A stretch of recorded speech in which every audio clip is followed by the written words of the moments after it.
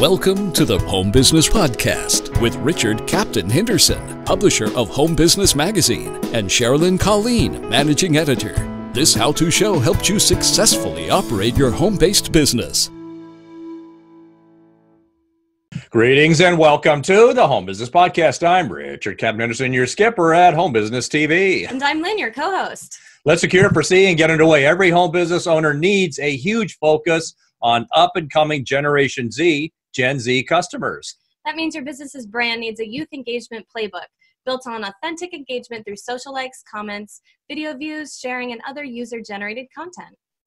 This direct participation experience builds your brand and is the best way to sync up with Gen Z's wavelength, tune into their frequencies, and form profit-building relationships. With 27% of the global population sharing and growing, Gen Z will soon be the largest demographic. And that's why you need a youth engagement playbook in your biz. Helping us to design these plays today is Greg Witt, Chief Strategy Officer of Youth Engaged Company and co-author of The Gen Z Frequency, How Brands Tune In and Build Credibility. So hello, Greg Witt. Welcome to the Home Business Podcast. Say hello.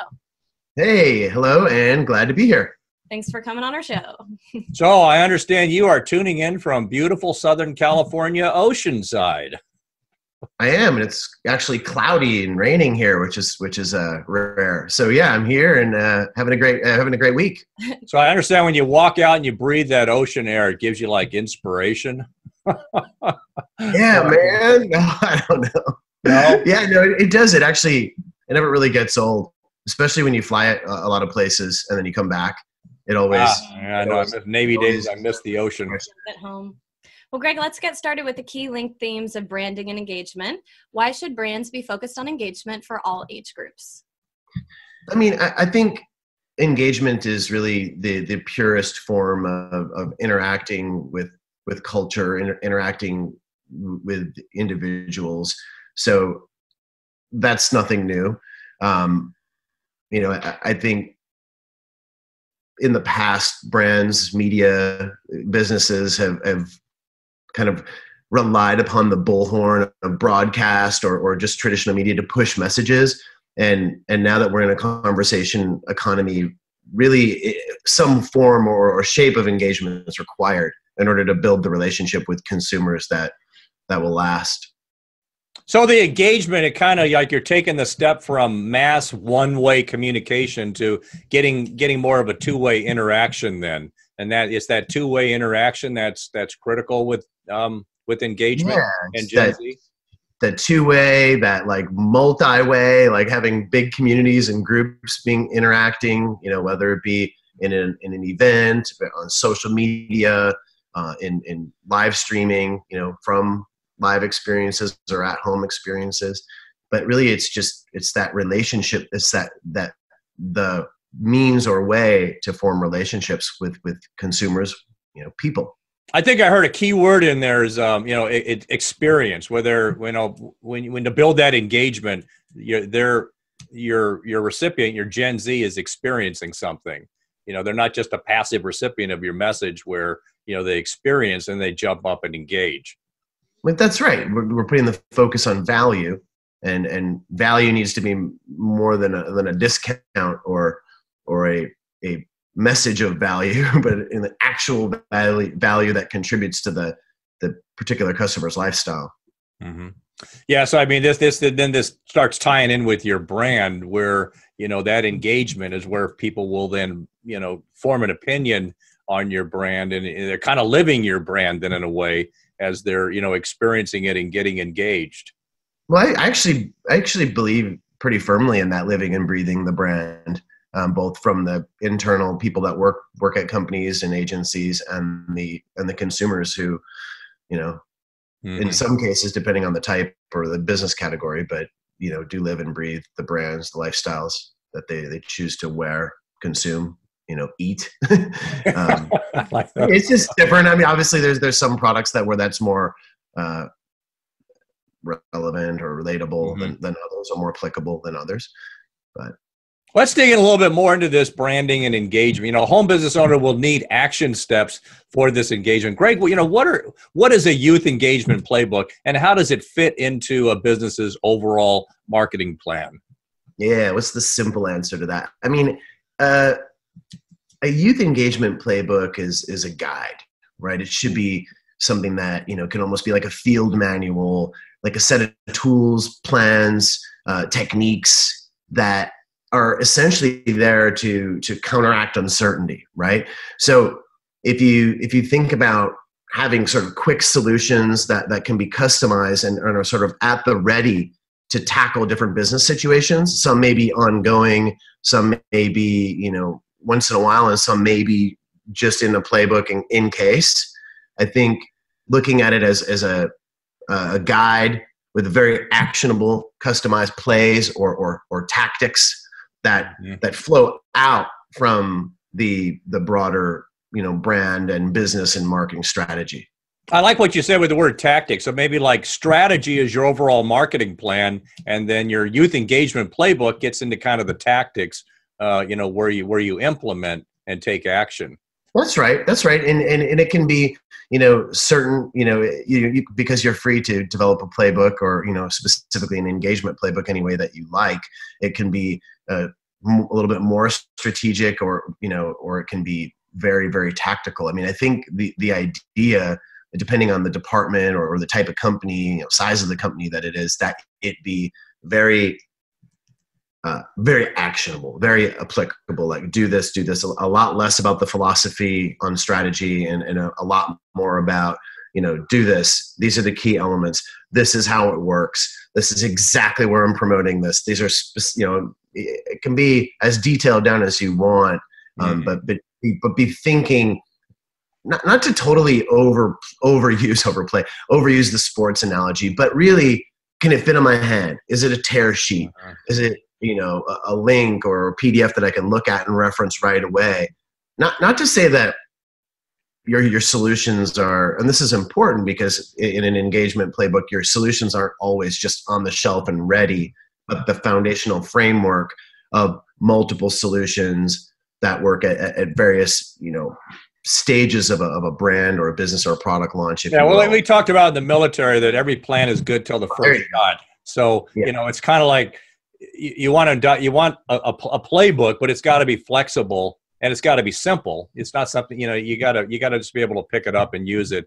And we'll move on to talk a little bit about, that's important. And I think that that was a good, I didn't leverage that before, but I think the military makes sense. Like you are, this is truly, if you're a retailer or if you're whatever kind of brand you are, these are the front lines of creating marketing to enhance or to draw or to attract, purchase intent sales for a customer and do these things. I think the front lines is a good way of looking at what you would want those tools to be from an engagement playbook. You got to start with a plan. Well, before we go on to our next topic, I'd like to highlight this show's sponsor, the Downline Builders Network, DBN. DBM helps you build your network marketing downline, 100% automated, free postcards and hot leads each month. Pre-enroll now to lock in your position.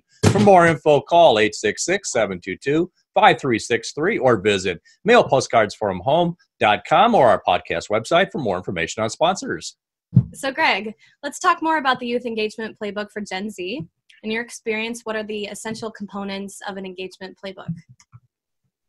Well, when you think of any engagement plan or playbook, if you will, it's really important that the brand, the business, the company has done its own basic pre-work, that it's prepared for engagement, if you will, prepared to do the actual, in-market marketing or on social interaction with consumers. And therefore, it's important to have a brand positioning and an identity that audience cares about, that you're very, very clear about the target audience or the subset target audiences or region or area in which you're going to implement this particular engagement play, that you're incorporated the insight. So that's the pre-work. You don't just want to jump to engagement if you're not ready, because it'll be a bad investment. Yeah, and keep in mind that a lot of the home-based businesses are smaller. They might not have like a whole marketing thing. It might just be, a business owner and their partner, trying to kind of war game this and figure out how to, put these components together of an engagement. Yeah, I think that's good, because I mean, even if you think of like a local boutique coffee shop or craft brew or some other kind of business, they're going to be able and ready, or best enabled and ready to do an engagement playbook or to have these types of plans if they know who they are, they know how they're very differentiated in that marketplace, they're very clear on that audience. Obviously smaller businesses research is less, but the pre-work. So let's just identifying the pre-work. But the specific answer to your question is that you have very clear goals. You have specific use cases, which I know we'll probably get into more as we go, but that the strategies are based on original or authentic, but applicable, relevant storytelling and content for your brand, and that you're going to have some form of an influence, whether it's brand partnerships or the right media partnerships and influencers and creator type of individuals. But like how once you have that great content storytelling and this brand is ready to go and you've got the right sort of canvas for telling your story. Now, who's going to carry the message?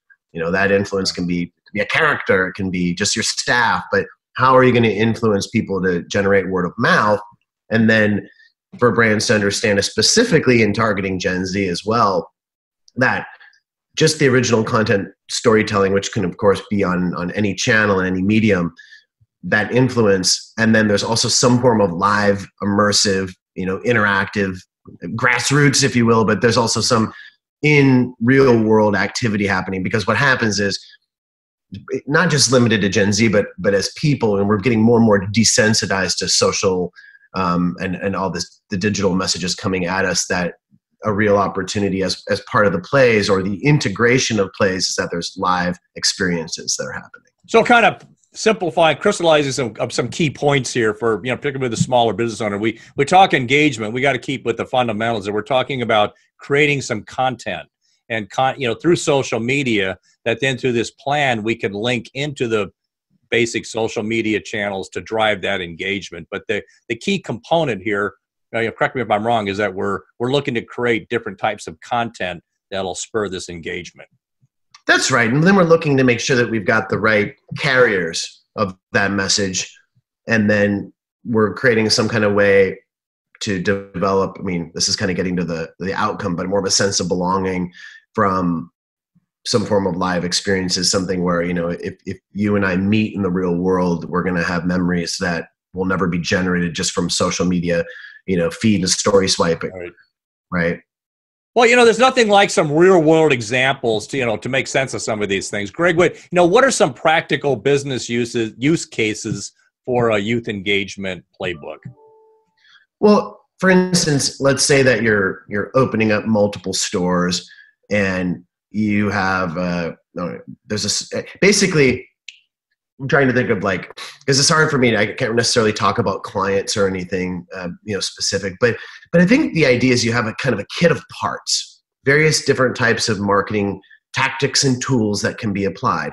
And when I started saying, say you're opening multiple stores, you would have your youth engagement playbook, which would be an outgrowth of your overall strategy and an outgrowth of your overall possibly advertising plan. You would look at, gosh, sales are low. This is, sales are going extra low. But in our social and our event playbook, we've got 1, 2, or 3 different sort of somewhat developed plans already that we might be able to apply to remedy that use case, that challenge, or that particular objective. So it could be if you're expanding your business, or it could be that your business is going gangbusters and you have a couple different plays that are focused around retention, around creating a deeper, more connected relationship. So it's getting back, you're linking these components, action steps to objectives in your marketing plan of, kind of the health of the business and, the direction you want the business. So it's situational kind of in what. It's very situational. I think that's a good summary. It's very, very situational. And I think you can take the way you're saying situational, you can apply that to why you have a playbook, because it's these situations that you can be nimble, especially think about, small companies don't always necessarily have people that are, experts and trained at executing everything. And then conversely, when you go to the Fortune 100 companies, there's just too many people. Then it gets bureaucratic. So in some ways, a smaller business can actually be a little more nimble and be more effective at an engagement playbook. I would say so, right? The only real, potential challenge is resources, which, not everything has to be expensive. So I think, but when you have it at a big company, when you have a playbook, it's very helpful because it becomes very, just jump and do this. Maybe you need to modify and customize, but at least it's generally that particular approach in the playbook's approved. So the smaller business, I guess it's safe to assume we've got to keep it simple. Keep that engagement playbook as simple as you can so you can use it.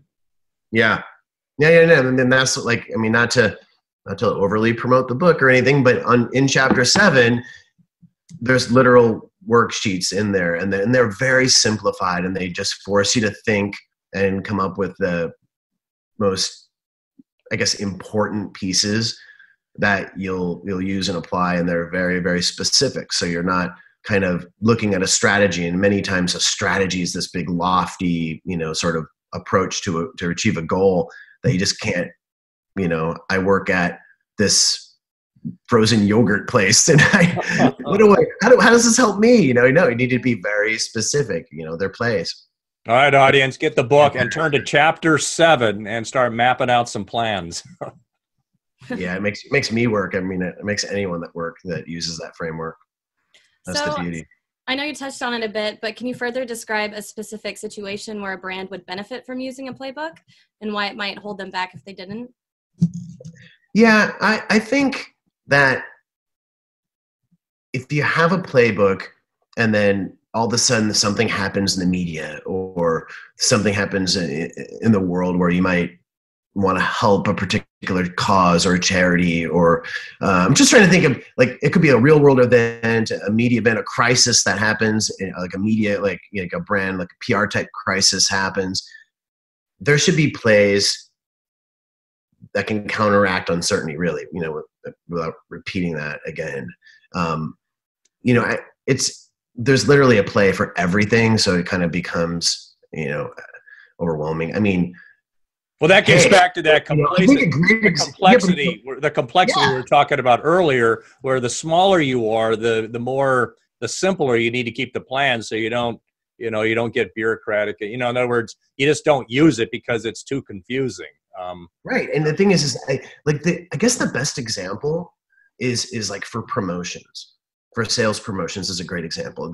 Any brand that utilizes sales promotions will probably benefit by having, 3 or 4 or 5 additional plays that, they may be channel specific, they may be integrated, and they may be at various levels of complexity, but that if certain types of, up, down sales, product recall, I mean, you could sort of think of a million different use cases and have plays on the ready for that. Because if you think about it, if you have a play ready to do like a sweepstakes promotion, and in that play, you've identified, how long that promotion goes, you've identified the widget or the promotional, mechanism that's going to be used for that, that it's going to need this kind of pricing. And even if it's not completely fleshed out and doesn't even have a theme name yet, if you could pull a quick sweeps promotion, because we know we want more emails so that we can retarget potential customers in our area, go to play 1.2. This is kind of get back to those tactics where, these are your action steps. You think through them and then you have them ready, at the right time. Well, yeah. And you've costed them out, generally speaking. So, hey, if I want to use this for this type of challenge or situation, I can do it. And I've got a general approval to already do that. And we called that wargaming, but it's like an important thing to do. The more, an ounce, it gets back to an ounce of prevention is worth a pound of cure, where you've thought these things through ahead of time and you're ready to go. Well, Greg, I bet I know the answer to this question. Does every brand need an engagement playbook? Why or why not? It's funny. I think that every brand will benefit from having an engagement playbook. I don't think every brand needs an engagement playbook. I don't feel like there's a one-size-fits-all prescription for different types of tools. For instance, to give you an example, some lifestyle or apparel brands may not want to expand their company and be extra large or anything, and they may inherently have a group of people working in their company that understands how to do every aspect of the tactics, content, plays, whatever you want to call them, and they work harmoniously, and they just know what they're doing. I believe that there's limitations to that. So then again, every brand will benefit from having an engagement playbook. That's for sure. So maybe it's kind of like the amount of detail or the different action steps you put in. It gets back to that basic theme we've been talking about all the time, is keep it as simple as you can for your situation. And then sometimes maybe just will shake out and you won't need it for certain things. Exactly that. That's exactly right. The one thing you don't want to do is you don't want to make engagement playbook or the plays too many of them or too complex in that they end up becoming the annual marketing plan that's collecting dust on the shelf. We call that the training tail wagging the dog. I knew this was going to create some kind of amazing reaction for you, because I actually love your background, and because some of the background that you have is so relatable to this. Mm-hmm. It's great. Greg Witt, this has been a great discussion on building our engagement playbook with Generation Z. Do you have any final points you would like to share? I guess when you're developing any engagement play or playbook, the focus for your brand or your business really just needs to be on contributing to what your audience is already doing, and basically focusing on creating value for that audience in a way that puts, selfishly then puts your brand in the center or as a contributor to that. And if you're thinking in terms of creating a value creation and really contributing to your target audience, you're well on your way. Mm-hmm. And keep it simple. Keep it simple. KISS principle. Well, Greg Witt, thank you for being such a great guest on the Home Business Podcast. You got it. To learn more about Greg Witt and his book, The Gen Z Frequency, How Brands Tune In and Build Credibility, visit theengageyouth.com or our podcast website for more information on guests. Thanks for joining us on this episode of the Home Business Podcast. Share your feedback with us on Facebook, Twitter, or Instagram, and at our website, homebusinessmag.com. Visit the website for information on advertising. Subscribe to our newsletter. Please visit our sponsors. For more info, visit homebusinessmag.com or the expo at homebusinessexpo.com. I'm Richard Captain Henderson saying anchors away. We'll talk with you soon. Until then, make it a great home-based biz day.